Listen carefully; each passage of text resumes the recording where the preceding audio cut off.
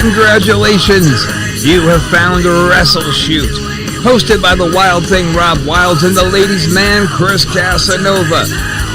Combined, we have 40 years of wrestling experience, and we're here to share those experiences, stories, and knowledge with you over the podcast airwaves. We'll be joined by friends of ours from time to time to share their stories and experiences with you as well. So climb aboard the crazy train we call Wrestle Shoot. We know how to do it, and we do it real well.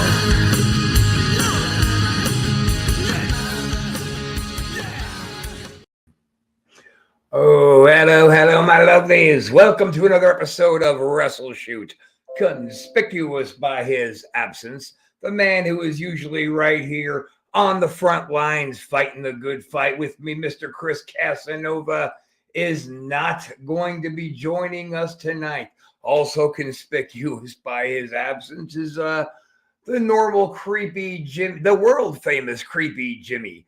I think it's very obvious. They're both saying that they're under the weather, but clearly they just passed each other's aids back and forth to each other a few more times. So in tribute to them, be sure that you see that this is not HIV.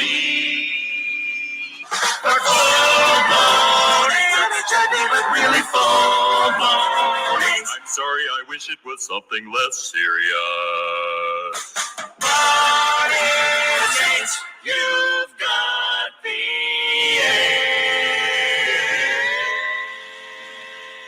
AIDS. That was a tribute to my co-host Chris Casanova and the world's famous, the creepiest guy I've ever known, Mr. Jimmy Castle. So although I'm alone today, I'm not really alone because as I promised you guys, we have a guest coming on today. He is somebody in the midget wrestling community. He's the booker from MCW, and he's going to be coming on right now to hang out with us for the rest of the show.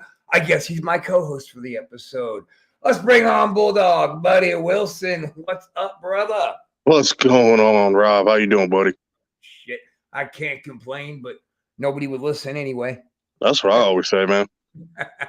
I mean, look at this. My co-hosts no-showed me because they're both feeling sick. They both got a touch of the flu, a little act up of the AIDS is what I'm saying. Oh, damn. Yeah, as you remember from the last time you were on Wrestle Shoot, we are just not fucking censored at all. So ain't nothing wrong with that, man. Well, what's up, man? It helps you weed out the snowflakes out there. What's that? It helps you weed out the snowflakes. Yeah, fuck them. Joke them if they can't take a fuck. Exactly. So what's new since last time we talked, brother? How's MCW coming along? Well, actually, MCW has, since the company has disbanded and it shut down due to Johnny G passing away. We reformed, and we are now Micro Wrestling All Stars is the name of the company. Okay, all right. Yeah, we all figured since after we heard about Johnny going that they were just gonna kind of dissolve it, and we dissolved the company down. Some behind the scenes stuff, legal matters, whatnot. Took place. So what we did, we just said fuck it. We got in contact with another guy. His name's Dan Quall, and he used to do stuff with ECW back in the day. Very good guy, very good connection. And he was like, "Hey," he goes, "let's start up, Micro Wrestling All Stars." And we're there, same crew. We're back with him. We have a couple guys that they're doing the 9-to-5ers, and some have home lives, have children and stuff. So we're there. The family's around. You know what I mean? Nice. So we're doing good. Then back in June of this year, 2022, I actually retired from in-ring competition. Right. Yeah, we were talking about that last time that you were just about to hang them up. But you know what I say? Well, the same thing I said to you last time. You don't ever really hang them up. Nah, I hung the boots up. They're hanging there collecting dust. But like Undertaker said, Never say never. I still got one more match. It's just a matter of when and how I'm gonna do it. But still one more match I want before I say I'm done. That's what I liked about Ventura's comment. They said, "Hey, do you got one more match left in you?" He said, "Well, that depends on how many zeros you're behind the decimal point." That too, yeah, that too. But there's one more match out there. The guy knows. Buddy, I keep telling you, we're not going to do this. I'm not going to fight you. I love you too much. Nah, the guy knows who I want. He knows I want one more match with him, and it's going to be a hardcore match. I mean, it's going to be a death match, but not a death match. You know what I mean? It's going to be a gruesome match. By the time we both walk out, we're going to leave everything in the ring. And that is who? Huh?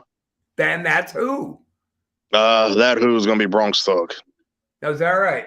Yeah, me and him, we've been doing this together for a long time. We've wrestled each other, we've tagged together, and things of that nature. And I know he'll go that extra mile that I want to go one last time. I'm just waiting until he's ready to do it. It's funny how many guys over on your side of the line I talk to say they want to have one more match with Samson. And I like Samson. I think he's a hell of an entertainer. But come on, man.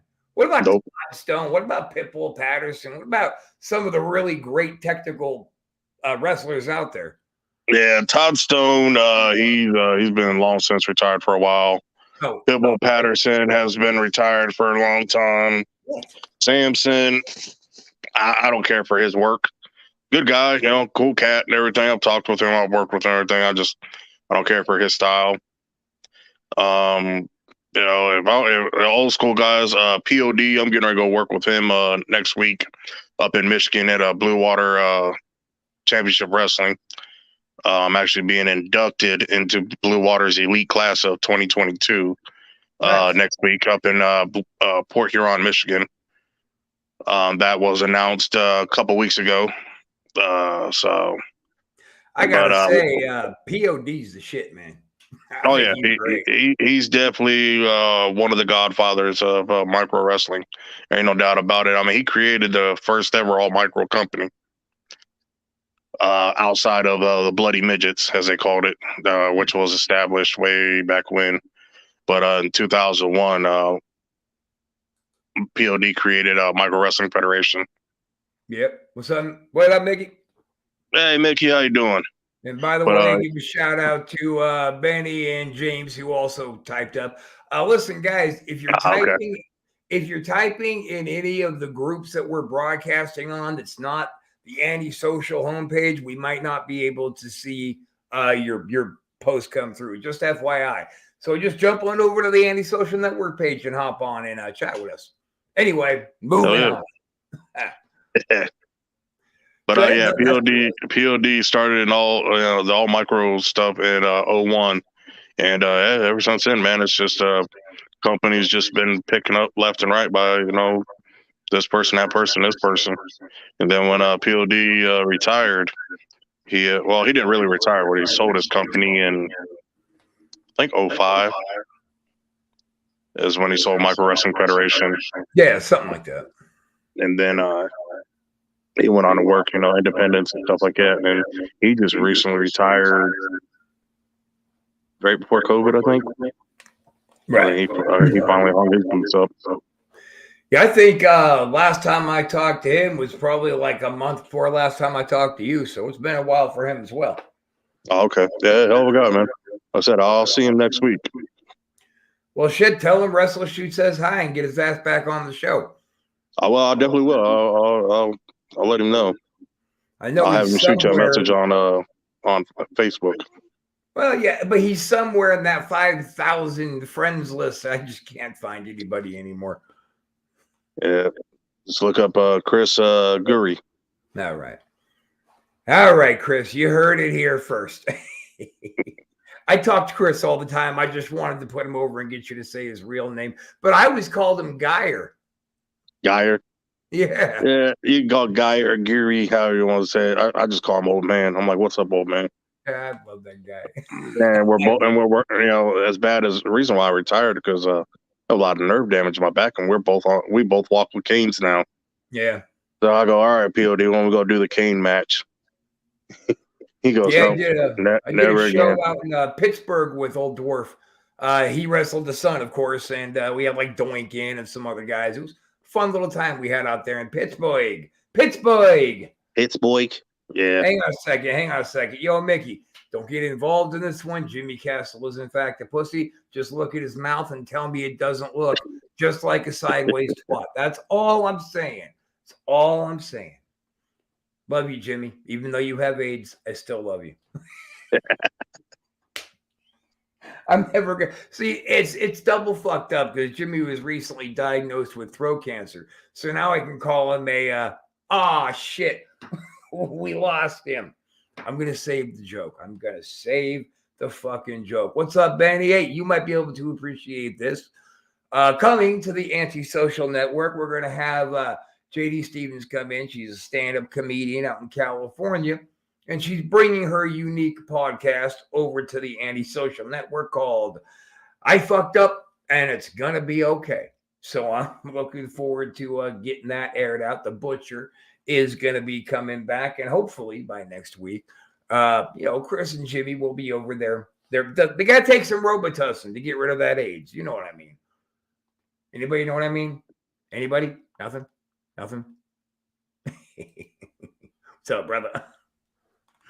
I was just filling up the time, plugging some shows and doing some dumb jokes. There you go, yeah. Respect, I tell you. The damn dumb joke is me trying to use a cell phone here is what the dumb joke is. Damn it, hit the wrong button. See, Jesus, leave it to you. So, speaking of Samson, just to let you know how he is a little bit sloppy, right? Samson's a little bit sloppy. Oh, yeah. I approach him, before a show, and he does this little lariat drop kick, between the middle and bottom rope. Bam, hard as shit, dude. I almost fell, and I went, what the fuck? And he's like, oh, yeah, I slipped. These ropes are a little slippery. Wait a minute. I was way down here when you said that. Did you say the ropes are a little fucking slippery? So this was back when Wrestle Shoot was still a television show. And me and Porter were interviewing Samson after the show at this show that we both worked on. So he was in the semi and I was in the main, and I was disheveled, man. And I grabbed this guy Warpath's shirt just to throw it on real quick, thinking it was mine. But this dude is like 6'8". He's like 350 pounds, rock hard, giant Indian. So now I'm wearing this giant sail of a shirt, and I have to run and get on camera. Hair's all sticking up, and I'm still sweaty. So we finally, Dan finally goes, what are you going to book me to come out there and wrestle in NorCal again? And I was like, what am I going to book you? You kicked me in the beginning of the night for no reason, and it hurt my feelings. And you kick and your words, they hurt me. I'm damaged.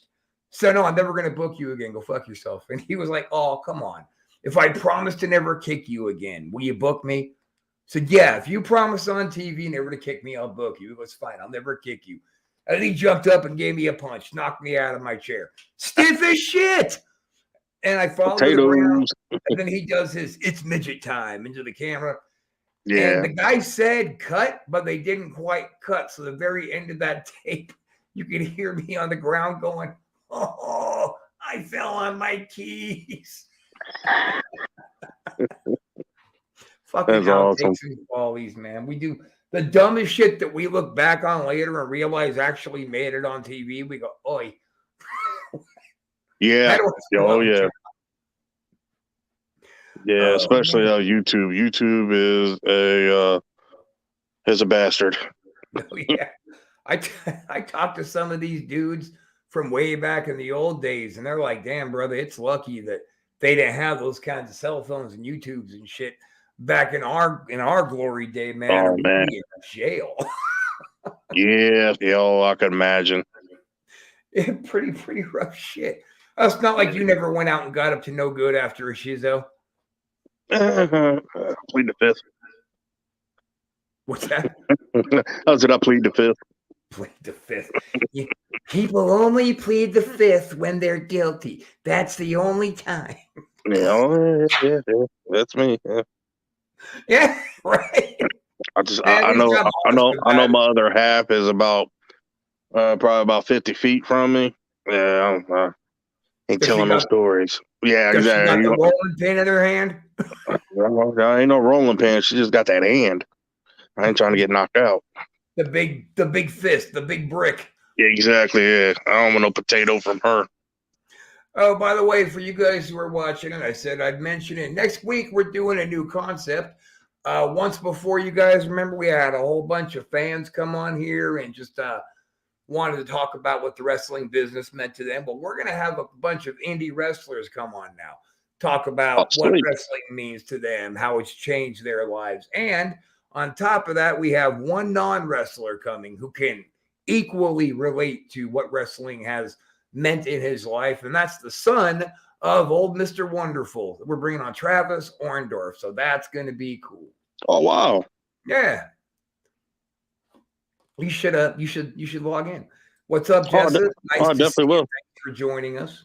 That's my wife. It's always nice to have a lady present. Ooh, a lady. Yeah. That's the wife there. So she's sitting off in the background scaring you, but then she's chiming in on the text going, "Don't fuck around, dude." Exactly, yeah. She's got some stories where she's went on the road with me to travel to indie companies, do shows and stuff. She's got some road stories also. Well, damn, I want to hear some of her stories too, since you don't want to tell any of yours. I got some stories I could tell. I mean, all depends. I got indie road stories. I got some micro road stories. Pick what stands out to you as the funniest one. We got this probably 2013, 2014. I was on my way. We were on our way out to Las Vegas. It was myself, Bronx Thug, Marty the Half Pint Party, and Harley Anderson and his buddy. We were driving. We had a adult entertainment like expo, I guess you want to call it, nice. or something like that. Good stuff. We had, it was in Las Vegas. So we were traveling from Wilmington, North Carolina to Las Vegas. Oh. In a old ass Dodge 16-passenger van. Oh yeah. We were carrying all the ring.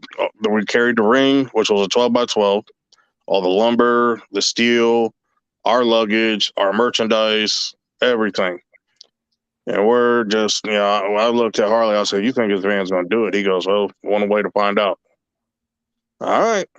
I said, once we get out west, it's all desert, right? There ain't no gas station every, 2 miles. And he goes, "That will be all right." Okay. Well, we get to rolling.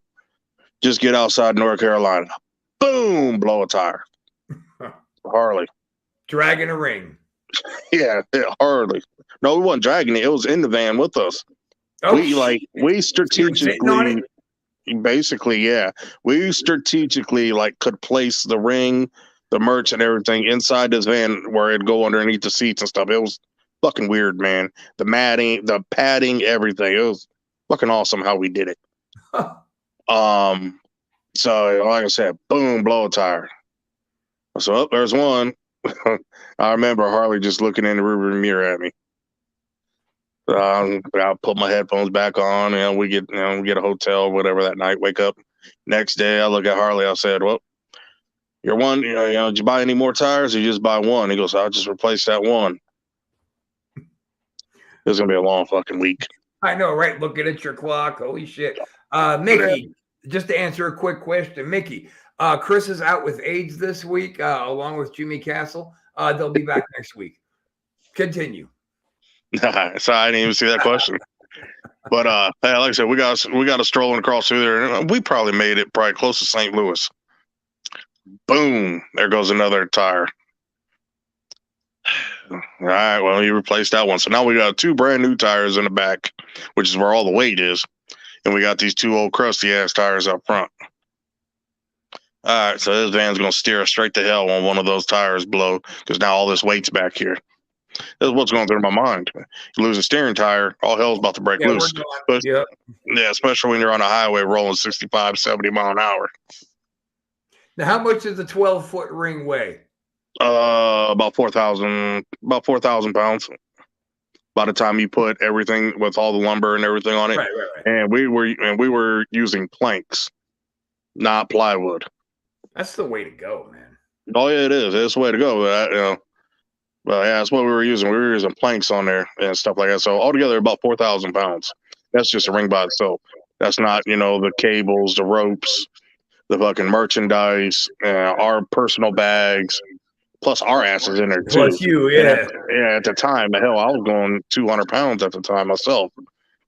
So there's a lot of weight going in this, old ass van.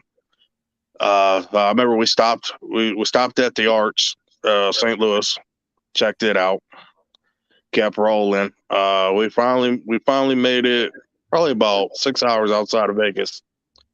And Harley's like, yeah, he's making fun. He's like, yeah. He goes, every time we turn around, boom. He's saying, boom.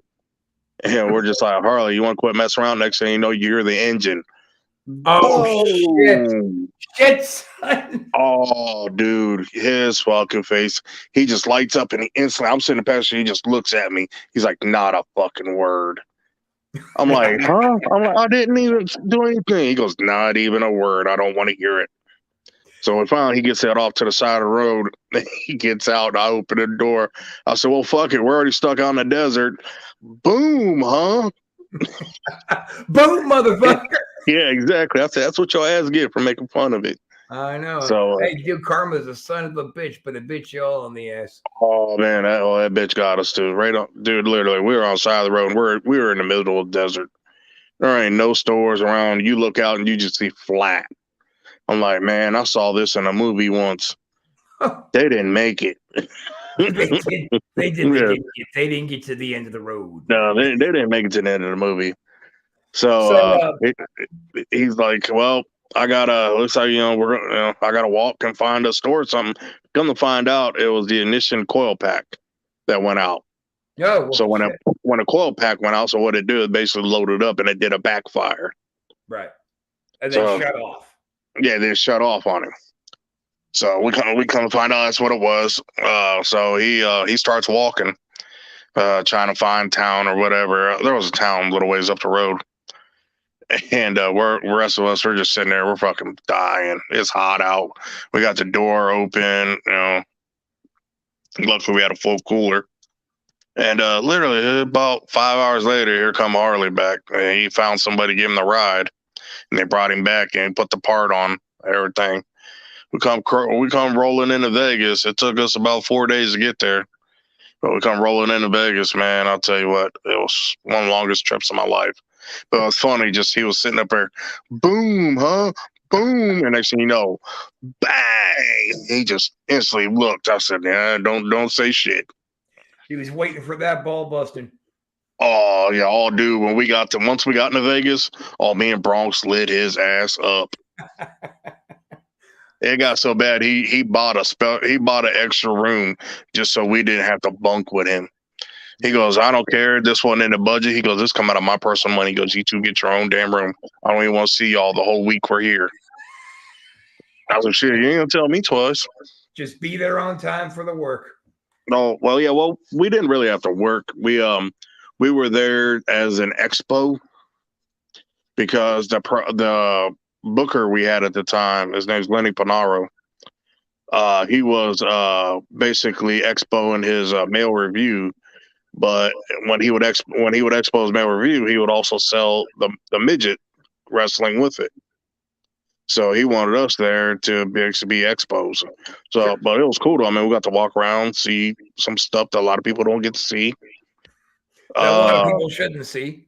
Yeah, well, no, yeah, you should see it, but a lot of people don't get that chance in their lifetime to see. We got to watch Mike Jones perform. One of the most terrible performances I ever saw in my life. I see now why he was only a one hit wonder. But yeah, it was a good time, and we had a blast in Vegas. Me and Bronx did.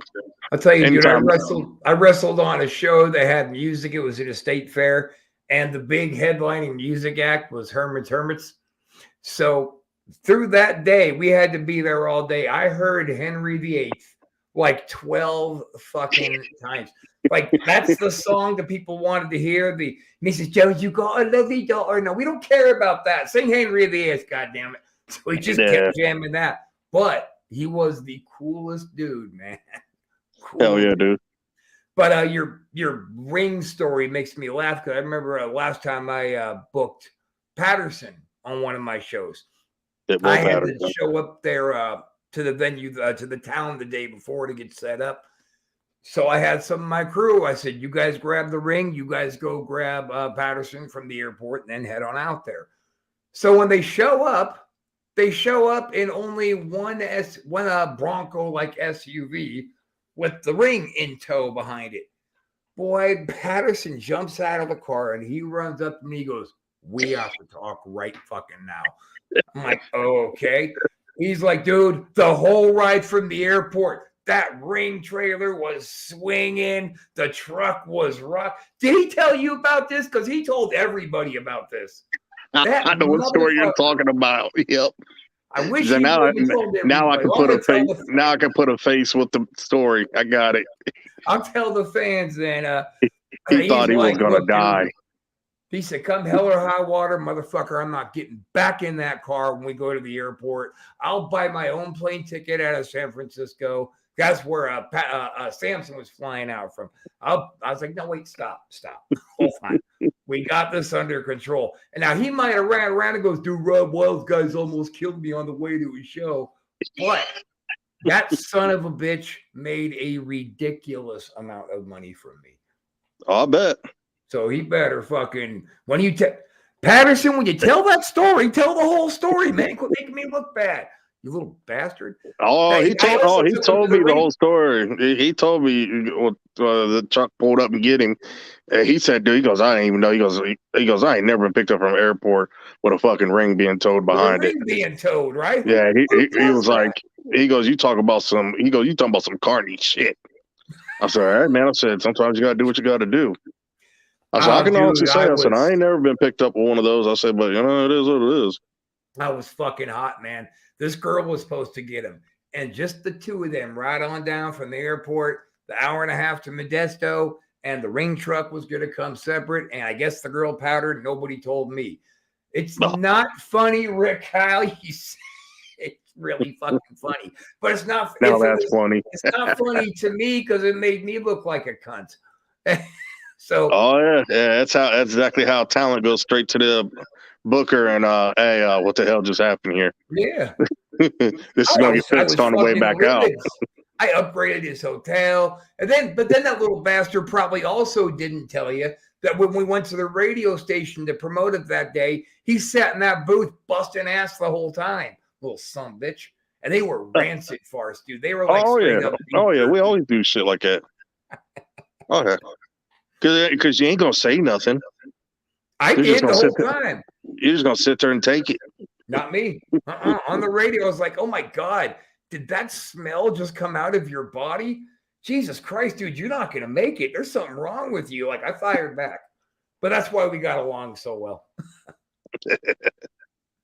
And we had fun in there. Like Jimmy Snuka was sitting in the studio too. He just got up and walked out. Oh, okay, brother.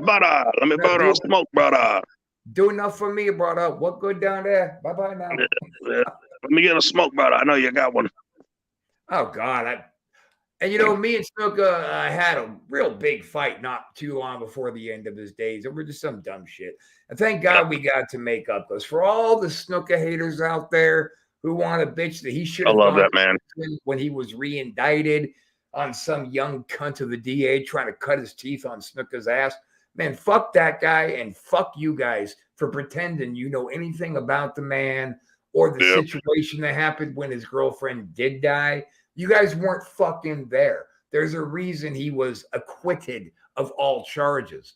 Exactly. So, fuck you guys who got something bad to say about Jimmy Snuka, and that's the bottom line.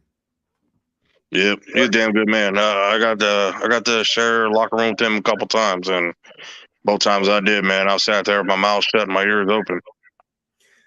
He would make me laugh too, because he would go just about every morning. He would go out to whatever hotel we were in. He'd find the tree. He'd sit down underneath. He'd put his little Walkman or his headphones in, turn on some music. He would smoke a cigarette, and then a joint, and then a cigarette, and then to breakfast, brother. To breakfast, brother. Getting kind of thirsty over here. Better get a mimosa. Oh, yeah, Jimmy was cool, peeps. Jamie, I watched that man chop someone. I watched someone get their damn soul chopped one day from him. God, I felt so bad for that kid. Yeah, that was probably me, that old bastard. Jesus Christ. No. This was at one of my indie shows I was doing. Yeah. Oh, yeah, the kid said, he goes, I want to take a chop from you tonight. And, okay. Stupid. I told that kid, I said, you fucked up, right? He goes, why? I was asking for a chop. I said, that's where you fucked up in life. Because what these young guys don't understand is when you ask, say, oh, I want you to chop me, they know that you have an expectation of how hard they should hit you. So they want to do more than that. Now, if you just, if he says chop and you say, all right, he'll throw it in, still pretty fucking snug, but he won't try to knock your heart out your spine. Yeah, he whipped this poor boy off the ropes and he gave him that double chop. Oh, the double. Ooh. Yeah. I think that boy's soul bumped before his body did. And you're laying there on the ground going, the second one hurt just as much as the first one. How is that possible? Like I said, dude, that boy coming to back after we did a battle royal. That kid came in the back and his chest, dude, was redder than a fucking fire truck. He's standing there catching his breath and everything, and he finally catches his breath. And my promoter at the time, my trainer too, he was like, "Are you all right?" He goes, "I think I'm having an outer body experience." He goes, "I think my body's still out there in the ring." It's still out there blown up. Joe laughs. He goes, "What happened?" He goes, "I told Snook I wanted a chop during the battle royal." He goes, "He whipped me off and gave me that double chop." And Joe shook his head. He goes, "How'd it feel?" He goes, "I don't know yet. I'll let you know tomorrow." Yeah, right. Snook will come back through the ropes. Brother, you okay? You okay? Oh, damn, you powder fast. He goes, "I thought I fucking killed you." He goes, "You powder fast, you gone." And the kid goes, "Yeah." He goes, "I'm okay." I just looked down and said, "You lying some bitch." Fucking Snooker one time goes ahead and gives me one of those belly chops, but didn't even let me know it was coming. He just came in with it hard as shit. So he puts me into the ropes, and he goes, "Okay, brother, sunset." And he bends over for the sunset, dude, and I stomp and brought my foot up into his chest as hard as I could.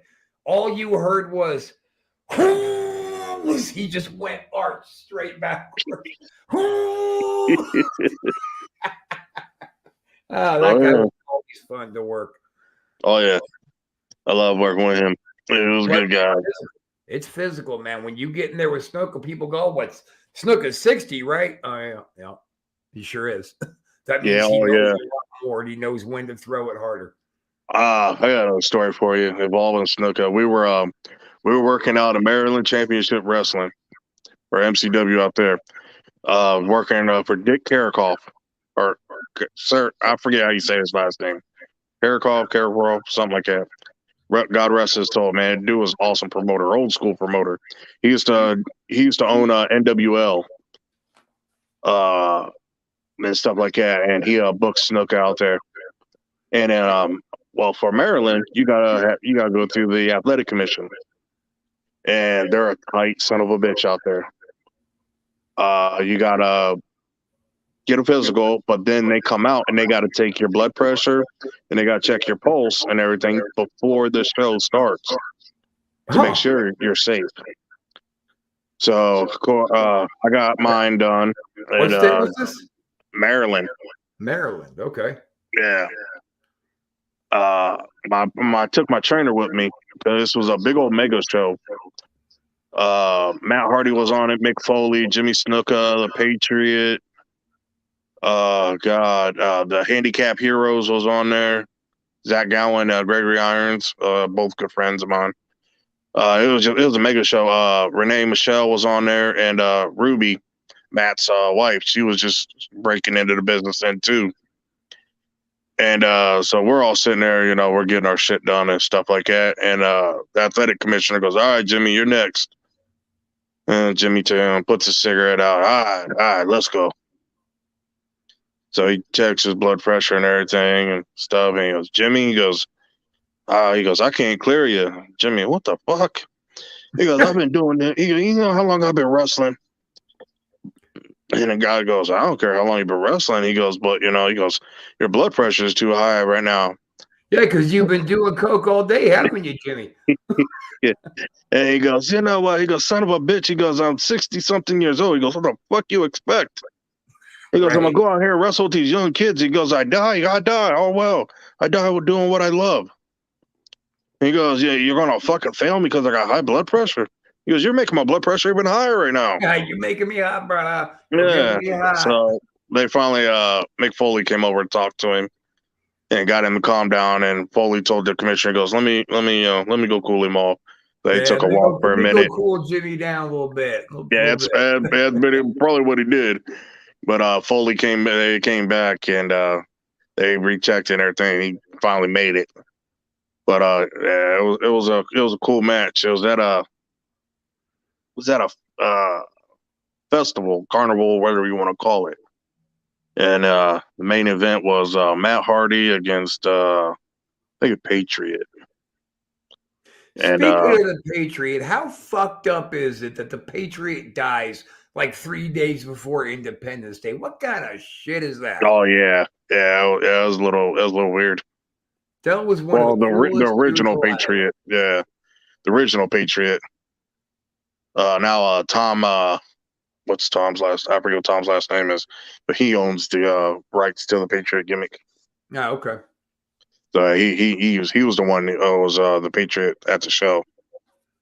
The original one, Tom Zwick or something like that. He was the original. I saw that he passed away. That was Del Wilkes. Del Wilkes. That's right. Yeah. Cool guy, man. We had a big memorial show for him. Buff came on and talked about him a little bit. And I was like, you know, this isn't supposed to be. Is that before his Gigolo days? We're not going to neither confirm nor deny Buff's Gigolo days. What I will confirm is nothing good comes out of Vegas. Trust me, I've wrestled there a dozen times. And me too. Good comes out of Vegas. No, it can all stay there too. But sorry to cut you off. Just that Dell, sometimes it gets triggered. I like. Oh no, hey man, no, it's cool. But yeah, it was a fun show. I wrestled Robbie the Giant at that show, and I tell you what, man, probably one of the fucking stiffest rings I ever worked in my life. Yo, what are those wooden decks? I don't even know what it was, dude. This bitch didn't give. And you bumped, it was a thud. It was ugh. And I bumped once, and we got tangled up again. And I told Robbie, I said, "I swear to God, you try to suplex me or body slam me," I said, "I'm blocking it." I said, "I'm kicking your ass." I said, "I'm not playing." I said, "We're gonna now turn this into a carny midget comedy match." I was like, "I'm not bumping again on this." I said, "That fucking hurt." We're going to be biting asses and kicking knees today, brother. Exactly. That's all we did. And we messed with the referee for a while and stuff like that. Ref didn't know what the hell to do. I think he was brand spanking new because we were doing all kinds of comedy with him and he was not seasoned. I wanted to ask you this one. You got this match on YouTube. You're working a luchador guy. He was in the ring with like a sports coat on, lucha mask. And you came out to the ring with somebody who looked like fucking Teddy Hart. Do you know what I'm talking about? No, can you pull it up and share it, or can you? No, we'll get shut down if we do that. Oh, okay. yeah. showing YouTube videos. We found out the hard way is that no fly zone. Oh, okay. Well, can you tell me? You remember what the title of it was? Actually, I'll look that up for you right now. It's I'll let you know. You said Teddy Hart. Teddy Hart. No, I said a guy who looks like Teddy Hart. It's Averill Smith versus Buddy the Bulldog. Oh, Averill Smith. Oh, okay, that's you talking about the guy that was on the other end of the chain? The guy who came out to the ring with you, yeah. Oh yeah, that's the Butcher, Glenn Chaney. That was his debut match. Me and him trained together in the same wrestling school, House of Pain Pro Wrestling School in Canton, Ohio. Me and him trained together, and I was actually his debut show is when I brought him out to the ring with me. Okay. I had a big old feud going with Averill Smith, and he went and got him a tag partner, and I was like, "Oh fuck, I'm gonna bring a tag partner too," and that was the deal. Was I'll bring him out, he goes with me. Me and him went out and won the match, but yeah. So that dude that was under the mask, he's actually a very good wrestler. He helped train me too. That was his hoodie gimmick that he would do for dark matches, is what it was. But his real persona is Johnny Gunn. Damn good wrestler, man. I don't know how he didn't make it. Kid had everything. Can we at least agree on that guy who went to the ring with you looks like the trailer park version of Teddy Hart? Yes.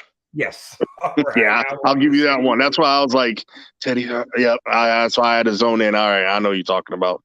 Yeah, he's a good kid, Glenn Chaney. For a big guy, he could bump very well.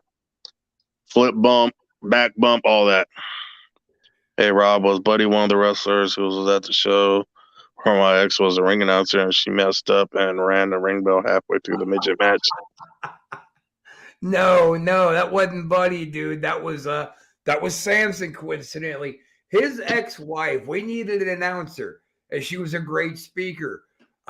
She didn't know that Samson was booked on the show, and we didn't know that she was genuinely terrified of midgets.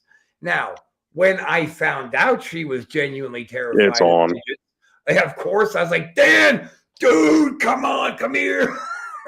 So he scared her so bad. Halfway through the match, she hit the bell and rang it, and they just laughed and went back in there and finished their match. Looked out, I'd have ended it, went in the back and looked at you like, hey, she rang the bell, match is over, you got to pay me. Yeah, but I said, son of a bitch, I already paid you. What are you talking about? I'd be like, oh, you got to pay me again. Oh. I know what you're talking about. I'd have flipped the envelope real quick and be like, the envelope's empty, and you ain't pay me yet. Well, you dirty little bastard. I did that to one promoter. You fucking corny. Did you really? Oh, I did that to one promoter, Andrew Darcy, who actually who is inducted me into the Blue Water Elite Class 2022. I've been working for him off and on since 2013. And he always said, he goes, none of the boys can get me. You can never get over on me. The envelopes are always right. None of the boys have ever gotten me. Now, you can't rib me. Challenge accepted, motherfucker. And so one day he pays me, and I get my envelope. And there's a group of us standing around. I'm sitting there, and I feel the edge of it where it's been freshly sealed. So I just run my finger across it real quick and pop the glue back open. Gotcha, motherfucker. Slide the money out. Close it back up. Peel it right back down and sit there. Just my fingers. I just up and down. You know what I mean? As the boys are all talking and stuff. Slide the money in my pocket. Just keep working the envelope, knowing it's good and dry. And I walk back up to him. I throw the envelope down on the desk, mad as fuck. What the fuck is this, man? I was like, you fucking ribbing me or something? What are you talking about, Bulldog? I said, a fucking envelope, man. I said, no. I said, hey, how we do business? Yeah. What fucking money's in there? Quit trying to get over on me. I said, Darcy, I said, ain't no fucking money in there, dude. I said, this ain't how we've been doing business. I said, I said, all the boys got paid, didn't y'all? Yeah. I said, why the fuck didn't I get paid? I said, I drove 3 hours up here, to give you a micro match. I said, where the fuck's my money? This ain't how we do business. Yeah, did he pay you again? Nah, motherfucker, he goes, the money's in that envelope. I said, I promise you. I said, look, you can tell I haven't opened that envelope. I said, there's no fucking money in there. I said, you gave me an empty envelope that's sealed. Nah, bullshit, I did. He fucking grabbed that envelope. He goes, the money's in here. I'm taking it. I said, all right, money's in there. You can have it. I said, but if it's not, you're going to double it. Deal? All right, deal. He fucking grabs the envelope. He goes, oh, shit. Rips that top open. He goes, this hasn't even been opened yet. He goes, there's no fucking money in here. I said, nah, man. I said, what the fuck? I was like, you trying to rib me or something? I said, it's cool to do ribs and shit. I said, but not when it comes to money. I said, yeah, what comes to my pay, bitch? Yeah, homie don't play that. And he's like, Bulldog, he goes, I promise I put your money in here.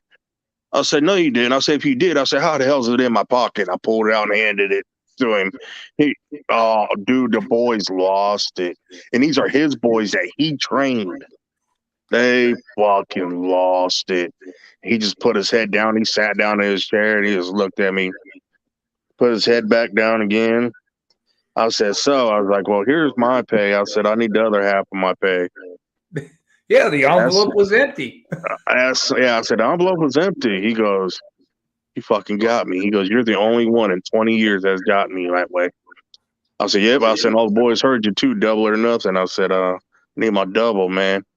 He fucking opened his pocket and he shelled out the other again. You fucking carny. God damn, that's dirty. Hey, I'll tell you this much. I said, I bought the son of a bitch breakfast the next morning, though. Yeah, goddamn well you should have. And you should have bought his beer after the show. Oh, we had free. I had an open bar tab. Nah, I wouldn't buy shit for him. But I wound up working a show for free for him. Here's a good money rib for you that I did to Tonga Kid. Ran around the back, giving everybody their envelopes. And that night, me and Chris Casanova, my usual co-host, were doing the tag team against Jimmy Snuka and Tonga Kid. And so Jimmy opens his envelope, pulls his cash out. Everybody's opening their gears, pulling their cash out. Sammy opened up his, looked inside, and I had put $500 Monopoly dollars in there. So he opened it up and looked at it. He goes,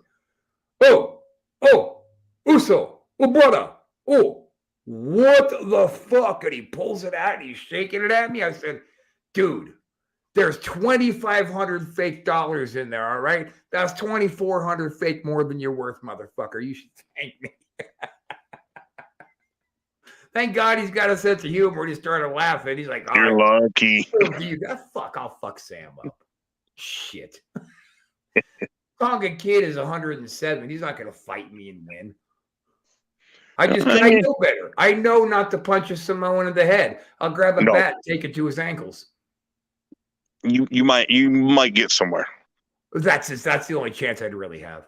Yeah, you punch a Samoan in the fucking head, you're asking for trouble. Oh, your hand's going to turn into dust inside the skin. It'll be like just an empty glove flopping around. Oh, I hit Tonga Kid. Ow. Yeah, that's about it too. I was down in Florida one time with Johnny G, and we were getting a new van for the company, and we went to a dealership, and right there in south of Tampa, just a little south. I forget the name of the outskirts was, but Johnny's talking, with the guy wheeling and dealing, and here comes Ricky Santana around the corner. Hey, Johnny, what's up? And Johnny just looks at him. I look up at him. I was like, it's Ricky. Look again. It's fucking Ricky Santana. And I said, Ricky, how you doing? He turns, looks at me. He goes, I know you? I said, nah. I said, but I know you. I said, old school. I said, I pay attention. And he goes, yeah. My memory isn't that great. And Johnny's like, hell yeah. He goes, I remember you, Ricky. How you doing? Because he heard me say it. We had a thing we had to do for Johnny. If somebody came up to Johnny and he didn't know who they were, he would look at one of us. Yeah, so we'd cut in real quick. Yeah, we'd cut in real quick. Like, hey, I'm Bulldog. What's your name again, man? I forget what your name is. And they would say their name. And Johnny would be like, fuck yeah, it's fucking Rob. Don't you? How you fucking forget Rob's name? Yeah, we would just look at Johnny like, how dare they forget Rob's name? Exactly. So he goes, hey, you guys want to meet somebody? We're like, Johnny's like, man, who the fuck you want me to meet? That time around the corner, here comes Haku. Haku, Love Uncle. I love Uncle. Well, fucking Uncle comes around the corner, and he's just walking. He's in his suit and everything. I'm like, that ain't the fucking Ming I remember when I was a kid. He comes up, shake hand. We sit there and bullshit and everything, and got to pick his brain for a little while. He wound up selling us the van that we needed, and we and Johnny go driving back to his house, and Johnny tells me a story. I forget where they were at. They were somewhere taping for WCW, and Ming's family was there. And he goes, all I remember, he goes, we're at like a big old like cookout party. He goes, I remember seeing these kids grab these fucking boulders and they're throwing them at each other. He goes, regular kids, they just throw little rocks. He goes, these kids are throwing fucking boulders and bricks at each other. He goes, and I'm like, hey man, someone's kids are gonna get hurt. They're fucking throwing big ass boulders out there. And someone said, oh, that's Ming's kids. He goes, they'll be all right. He goes, in their native, country, he goes, that's what they do. They throw big ass rocks at each other and shit like that. I was like, the Hawaiians, just like the Hawaiians supposedly back in the ancient days would use their forehead for breaking coconut. And that's why you punch a Hawaiian in the head, you're done too. Yeah, well, Hawaiian and Samoans are one and the same. So let me ask you this. How many times did Haku go, okay, but first give Uncle a hug and lean over and grab a hold of you? No, he did that when we went to leave. He goes, hey, come here. He gave Uncle a hug. And then not too long ago, probably about 3 or 4 years ago, last time I was out at the CACs in Vegas, Ming and Barbarian got inducted into the CACs as a tag team. Nice. And I was sitting at a slot machine and Ming come around the corner. And I sat back. I said, what's up, Uncle? And he just looked at me real quick and he smiled and he stopped. And he goes, what are you doing? I said, I'm here at CACs. I was like, I go every year, man. And he goes, I'll catch you here a little bit. He goes, well, we'll catch up and see how you guys are doing and everything. He goes, how's that van? I said, it worked for the purpose we needed it for. I said, Johnny has since passed away. Right. And he goes, oh yeah. He goes, sorry. He goes, my condolences. I said, I appreciate it. And he goes, yeah, let's catch up. And of course, he got so caught up in the media and all that other stuff, he didn't get a chance to. Right. So maybe I'll see you next time. I missed CAC last year. And then, of course, the pandemic shut it down for like 3 years before that or 2 years.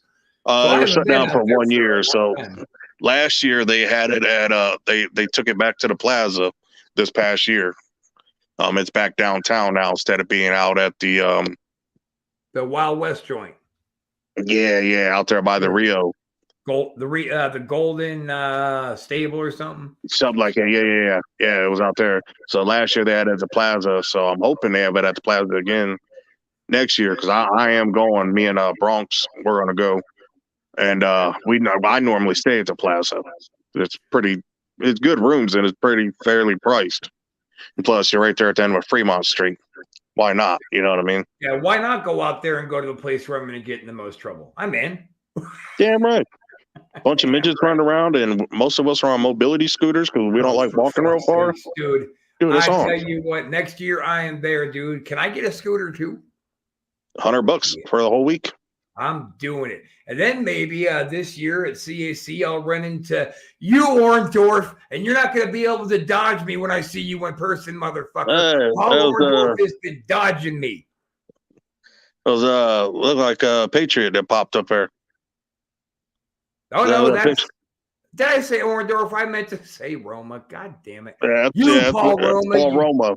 Paul Roma, you piece of fucking Dago garbage. You fucking forgotten horseman. You've been dodging me for 3 years now, not wanting to come on the show. Well, guess what, Jack? I'm going to find you, and you're going to have to face me in front of the boys. I haven't seen him out there the past couple times I've been there.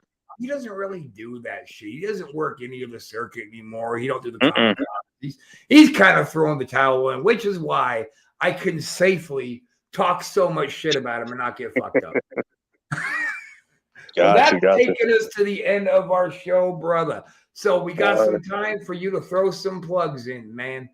Nah, well, like I said, once again, the 17th, I'll be up in Port Huron for Blue Water Champion Wrestling. They have a micro show going on the 17th along with his 2022 class of elite. I'm the only one being inducted.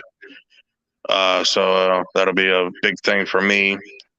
Yeah. Also, check out Micro Wrestling All Stars. Check us out on Facebook. That's where the scheduling is. Of course, I'm sorry, but I'm no longer doing in-ring competition.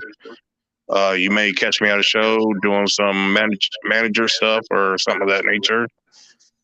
But as far as that, man, and then if you guys want to go to Buddy Wilson on Facebook, feel free to send me a friend request.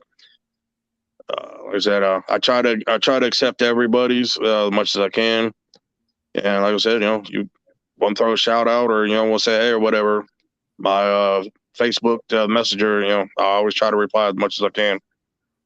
Fuck or yeah! You catch me on Twitch also under Buddy _the_ Bulldog.